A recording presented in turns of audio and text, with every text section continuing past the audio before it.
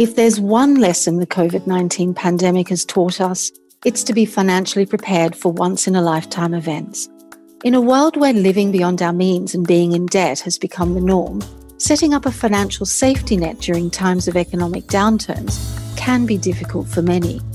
While the debt-free journey can be hard work, it's a realistic goal if you plan carefully, pay down your expensive debts as quickly as possible, and rein in your spending. Welcome to Pocket Full of Dirhams. I'm Felicity Glover, the personal finance editor at The National. Joining me today is Steve Cronin, the founder of DeadSimpleSaving.com. Before we begin, don't forget to subscribe to Pocket Full of Dirhams on your favorite podcasting app. Welcome to the show, Steve. Thank you very much. Always a pleasure to be here. The pandemic has put a lot of people's finances in the spot thanks to concerns about job security, and debt is one of their biggest concerns. What should consumers' biggest focus be right now? I think people have woken up a bit with this pandemic. What has happened in the past is that people think they're going to have their job forever, and therefore they have this stability, and therefore they can load up on lots of debt and their salary will always cover it. And what people have realized with the pandemic is that unexpected problems, whether it's you getting fired or the world having a pandemic, can cause real problems with the stability of your financial life. And then debt becomes a huge millstone around your neck.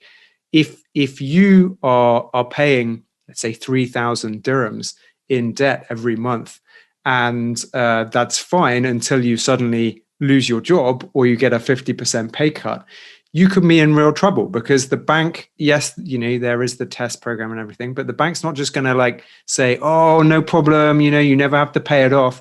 They are going to kind of come after you.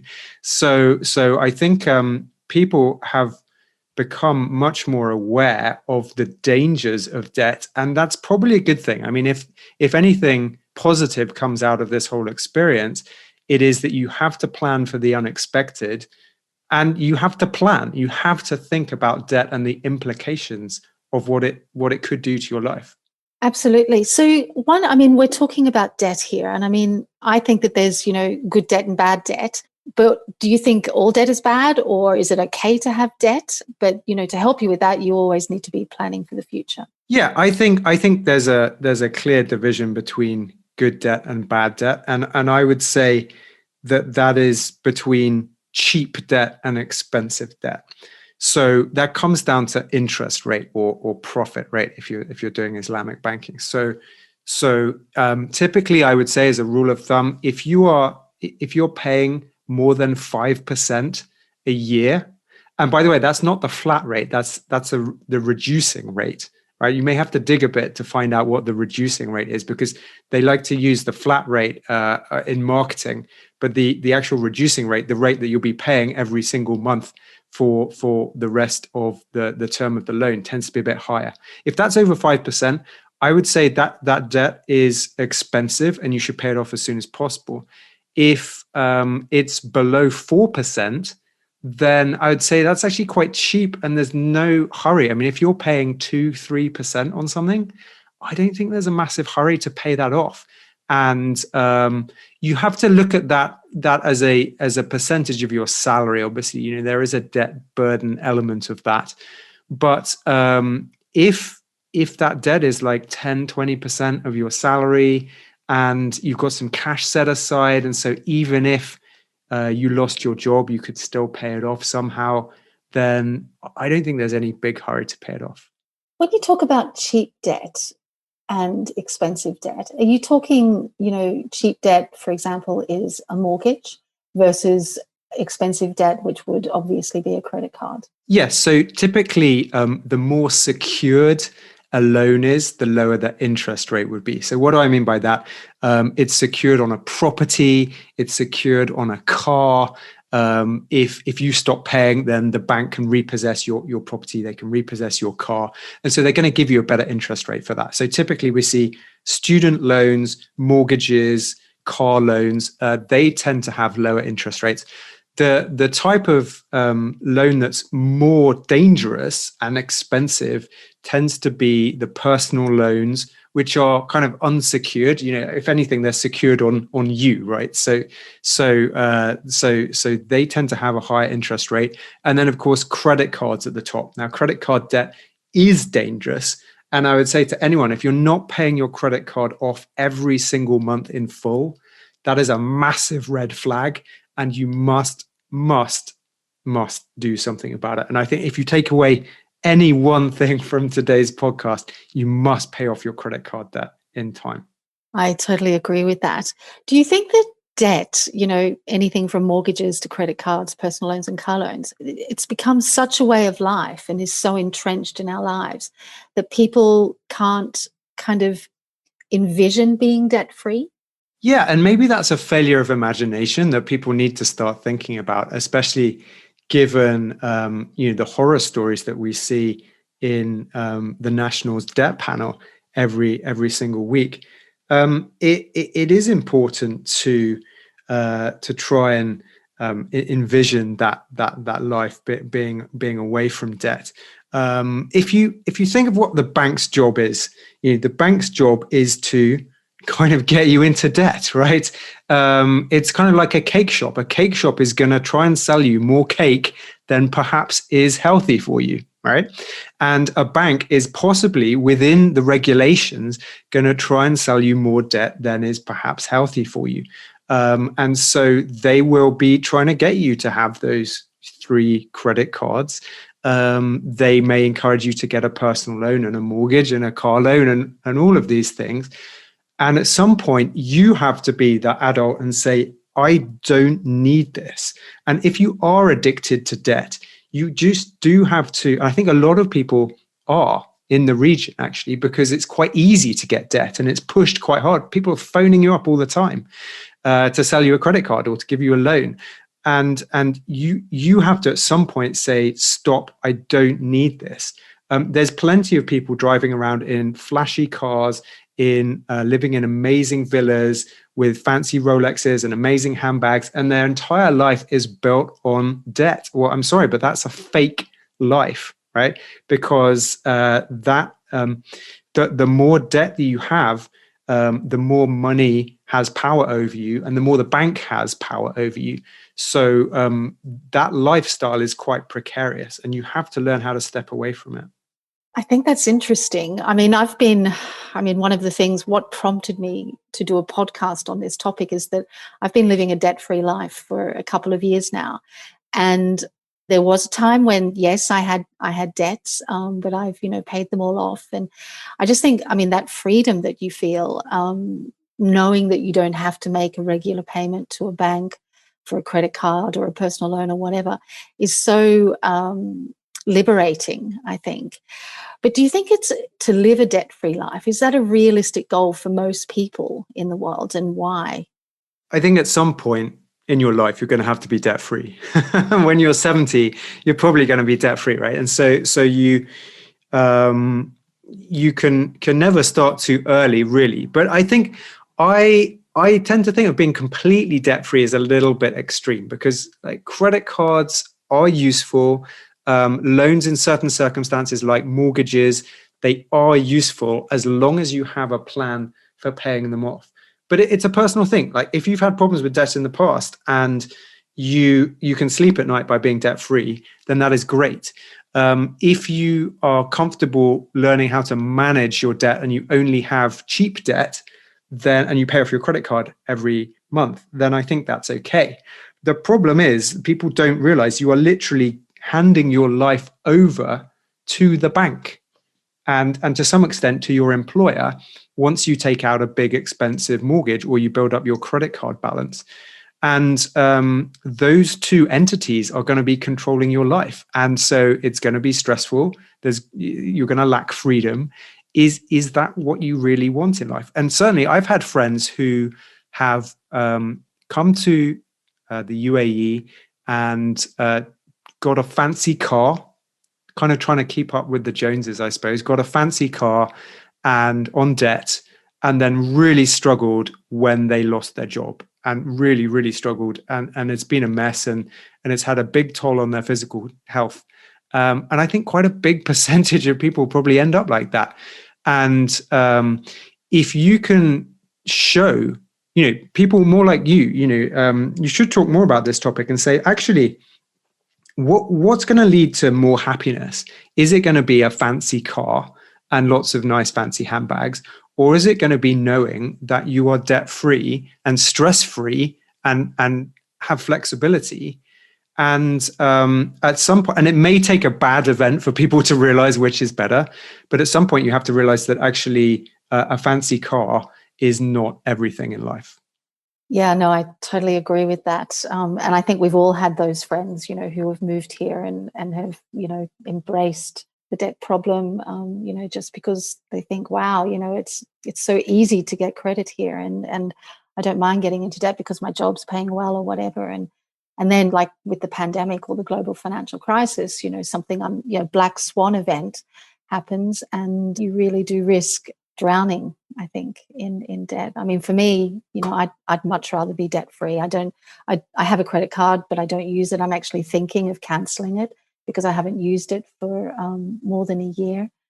Just knowing that I don't have debt, and if I lost my job, for example, I don't have to be as stressed. I think that for me, that's the driver. It wasn't that I intentionally wanted to live a debt-free life, or started living that kind of really embracing the restrictive FIRE movement. So I have a couple of questions for you actually on this then. So okay then. Have you have you felt like you've had to sacrifice anything to have your debt-free life? No, that's the thing. I mean, we still do nice things. We still buy treats and kind of things like that. I mean, of course, that's reduced. Especially last year during the movement restrictions and things like that. So we weren't going out and whatever. But I don't feel that much has been being sacrificed. For that. It was just, I was lucky that I was able to pay off all of my debts and then, not have to rely on credit to do the things that I want to do in life. We haven't traveled for a while, but, on the flip side, we've been able to save. And, when we could travel, we would, do some really cool things. I think people sometimes don't realize that there's another way to live life. And they go to university, they get a job, they see everybody around them driving nice cars and having nice holidays and having nice houses. And you just think, well, this is the way it is. And it doesn't need to be. And I think that's the good thing about the financial independence movement, is that whether ultimately you sign up to it or not, is that it shows you that there is another way, which is just living a bit more within your means, thinking a bit more about money, investing sensibly, trying to save a bit more, and not trying to load up on expensive debt. And when you realize that that is a possibility, then you'll never forget it. And you may not live that life immediately, but at some point, when you find yourself sailing a bit too close to the wind, then you'll be like, okay, now I'm ready. Now I'm mature enough, and I don't ever want to feel that sense of being out of control again.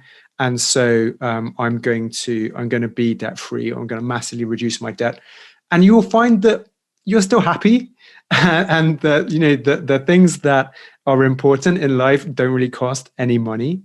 So then that's fine. My next question, which I'm sure you were going to bring up anyway, is just on the credit cards. You said that you haven't used your credit card for a year now. What are you using instead?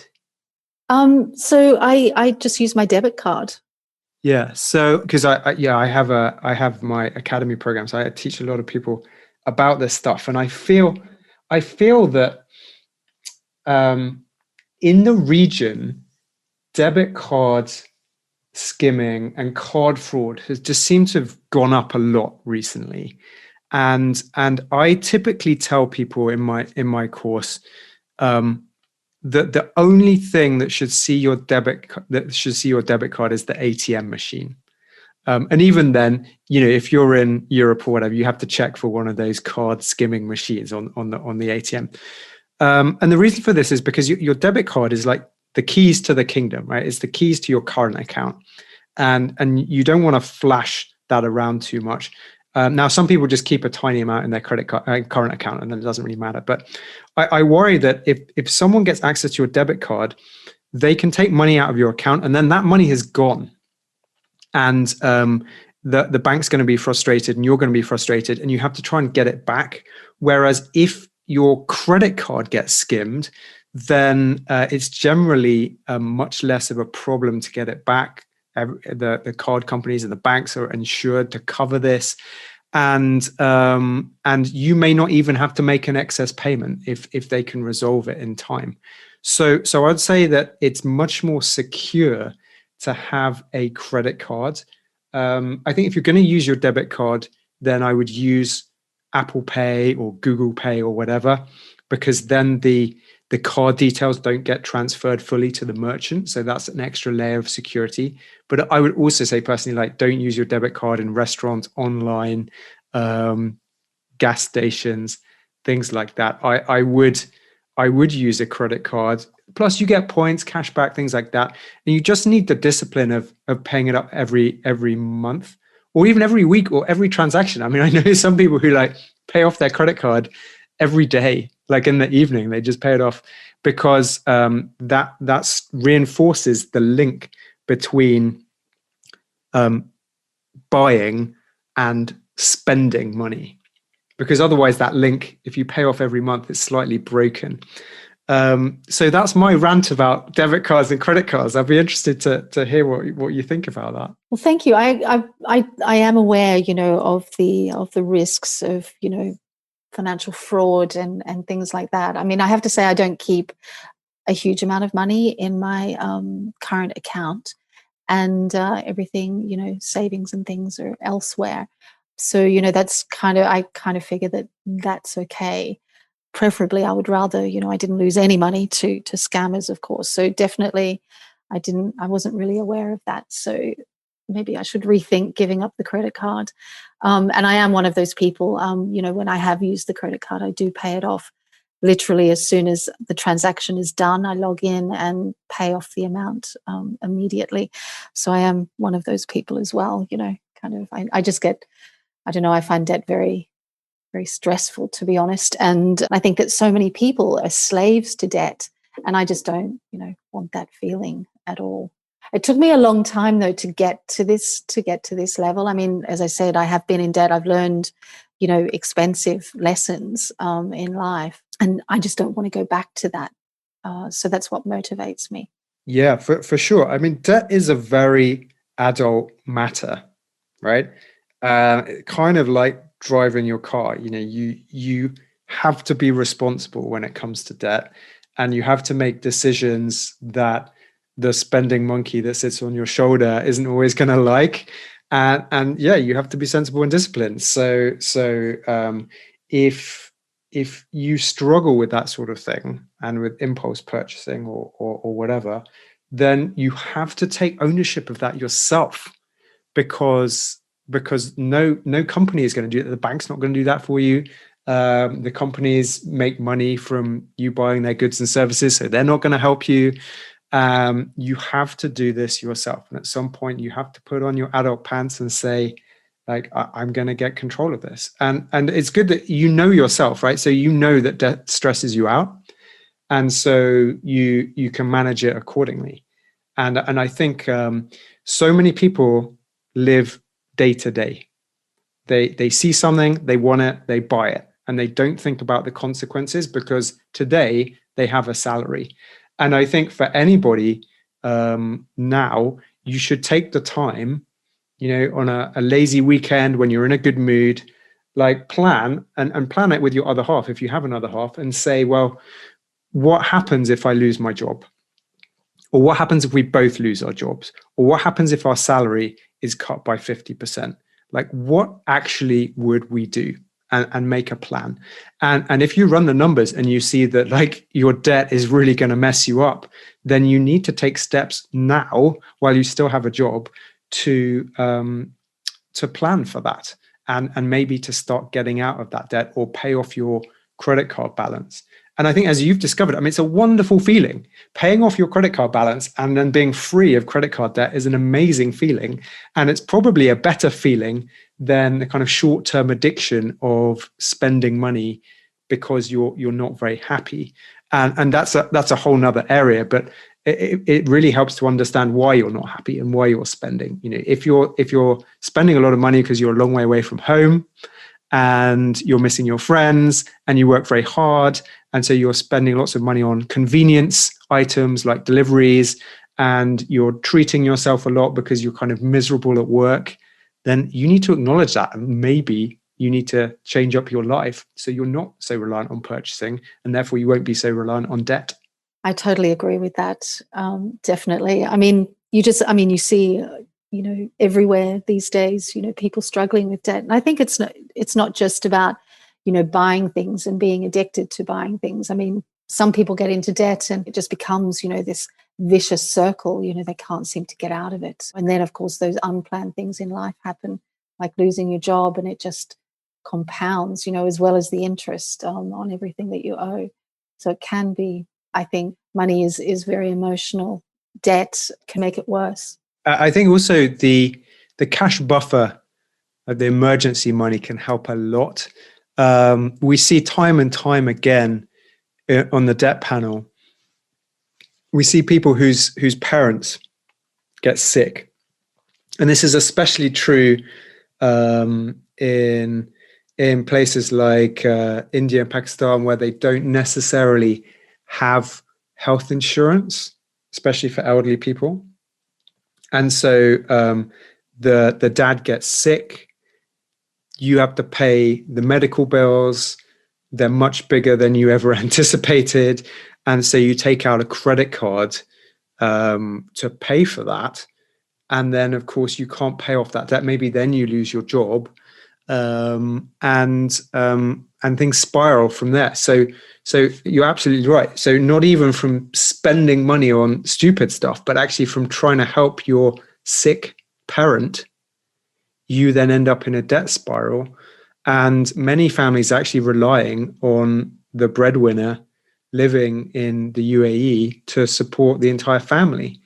And that's worrying as well. And I think that's where a cash buffer can really help. If you have 6 months total expenses set aside, then you're not going to be so reliant on credit card debt, and you're going to be much more resilient. And so if something does happen, like your dad gets sick, even if you have to blow out that entire cash buffer of 6 months total expenses to support your dad, then at least you haven't had to get into credit card debt.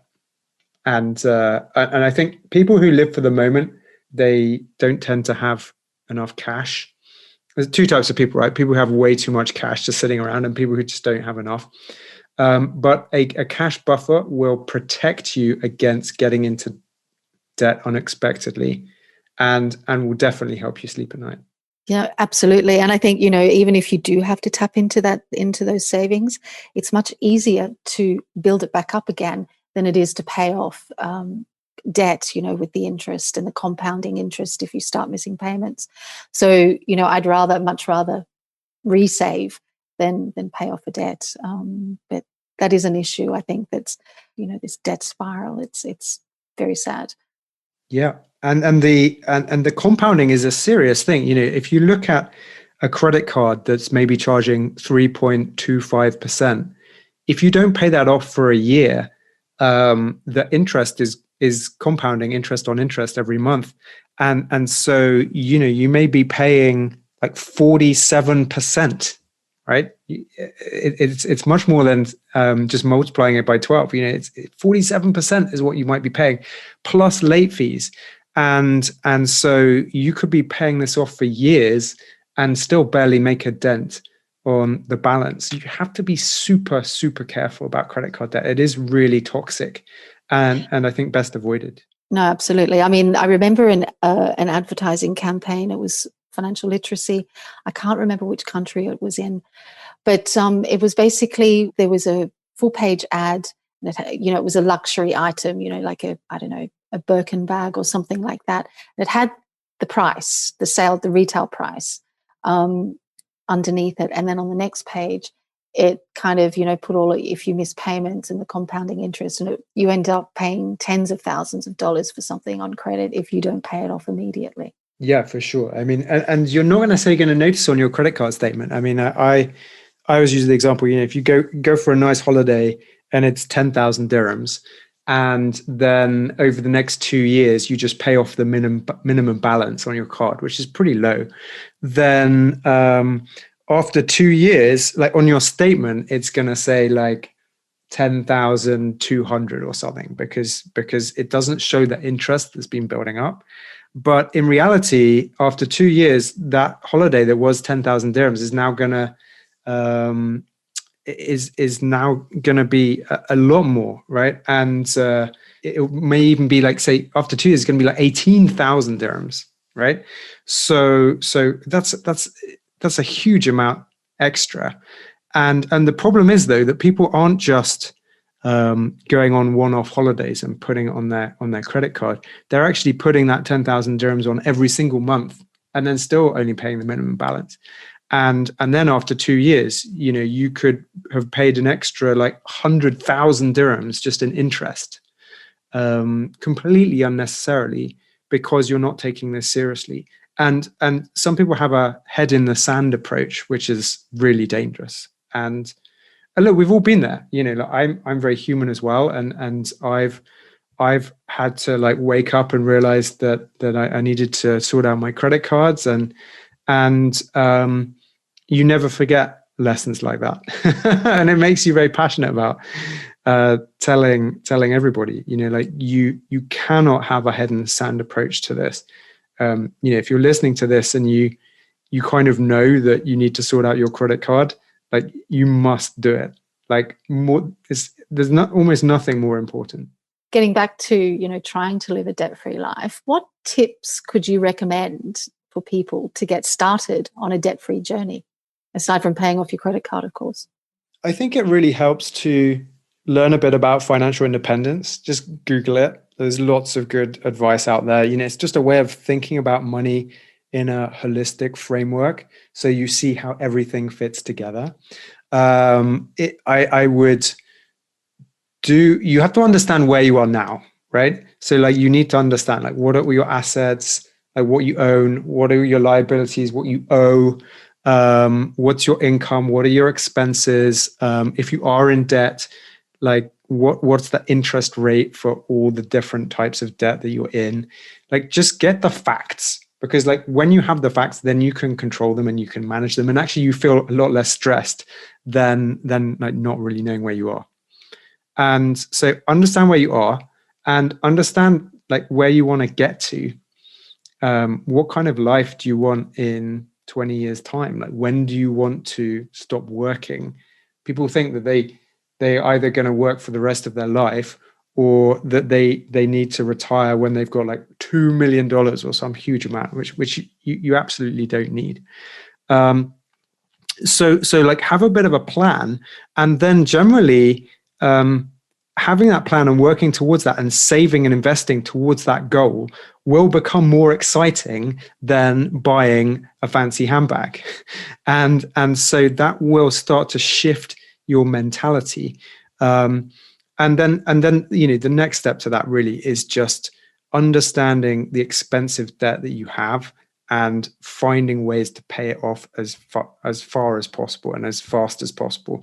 And really you've got two levers to do that, which is to increase your income. I know that's not easy in these times, but if your other half's not working, maybe they can start working. Maybe you can do a side hustle on the weekend that brings in some more money, like whatever it might be. And then on the other side is to reduce your expenses. Look at what's actually giving you value. Can you find a way to get your rent down or move house? Can you chop down on the little things that add up, like food deliveries? Just come up with a list of 10 things that you could do to reduce your expenses, and then make another list of 10 things that were just like wildly unrealistic to reduce your expenses very significantly, like take your kids out of school or whatever. And just by being creative about this, you'll probably come up with like 2 things that you could actually do that you wouldn't have thought of otherwise. And understand what your savings rate is. Like what percentage of your income is left over at the end of the month, and try to think of ways to increase that, and then put that extra money towards paying off your debt, and have a timeline, and be like, okay, by the end of 2021, we will have paid off X amount of our debt. And if there's 2 of you, if you're a family, like commit to that together, make it a family thing, say like, yeah, we're going to do this. And to some extent, try and like enjoy the process, even if it requires, some kind of amount of sacrifice. And you will find that in that control and in that understanding your life and in understanding money, there is a freedom that is much more satisfying and much more important than buying fancy things. And so, yeah, those would be my steps. But I think it starts with opening your eyes, learning a bit about what other people have done to get out of debt, understanding what debt you have and how expensive it is, and then just coming up with a plan for how to reduce it. And I think if you get that far, like there's no doubt that you will start to get out of debt pretty quickly. Definitely. I think they're really good tips. Finally, though, I think that we need to, sort of end on a positive note. What would you say are the benefits of living a debt-free life? Let's try and help motivate, people, to see, the light at the end of the tunnel. Is it saving more, being able to invest it and get your money, sort of making more money for you? What would you say are the top 5 benefits of doing this? Yeah, I mean, ultimately, it's freedom and resilience, right? And nothing beats that. I run my own business as a financial independence coach, and I don't think I would have been brave enough to do that. And I can live life on my own terms, and I run a lot of my business through Zoom, and I get to spend time with my kid, and I don't think I would have necessarily been brave enough to do that if I had loads of debt and like weighing me down, and the bravery to step away from corporate life.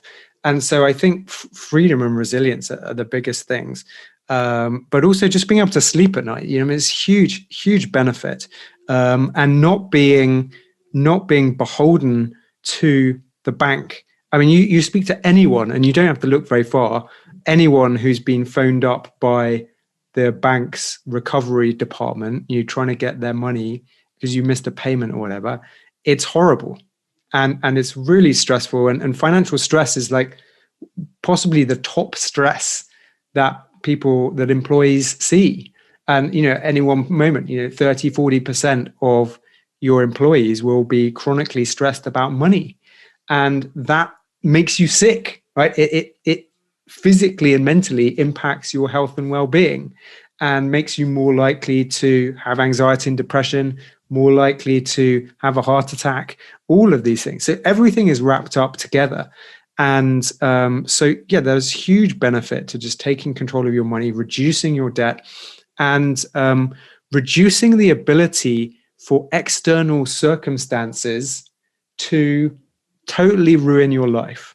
Right. So eventually what happens is that when you stop paying off your debt, then, as you mentioned, you can start investing money and build up a portfolio of, like, let's say, global index funds or whatever, until you have enough saved up so that if you no longer like your job, you can walk away and go and do something else. If you no longer like being in the country, you can walk away and go and do something else. If you fall out of love with your other half, you have the financial means to survive without them, right?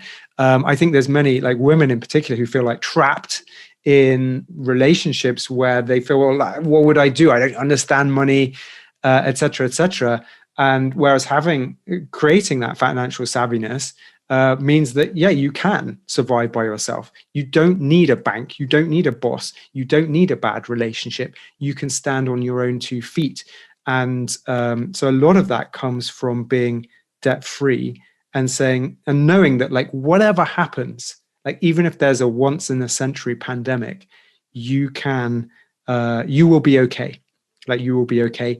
And then you can probably retire much earlier than you ever thought possible.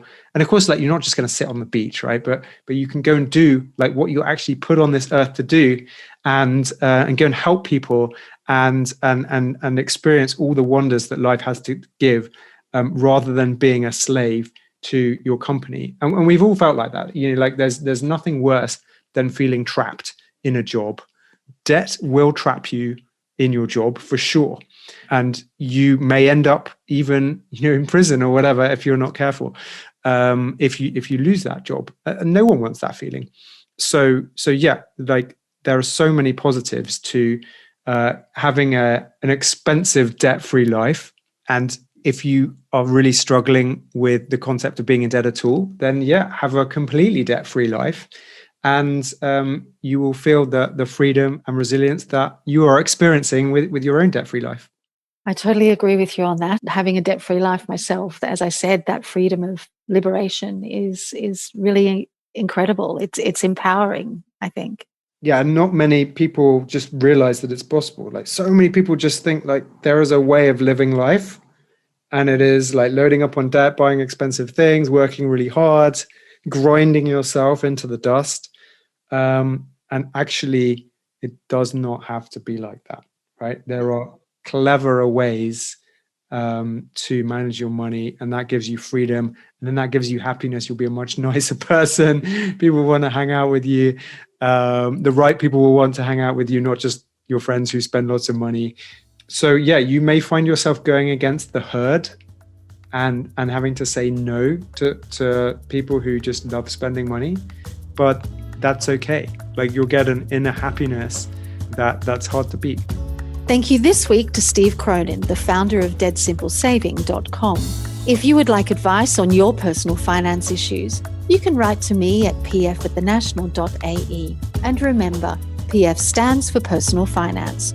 Please do subscribe to Pocketful of Dirhams on your podcasting app to receive weekly updates. And also leave us a review so we know what you think.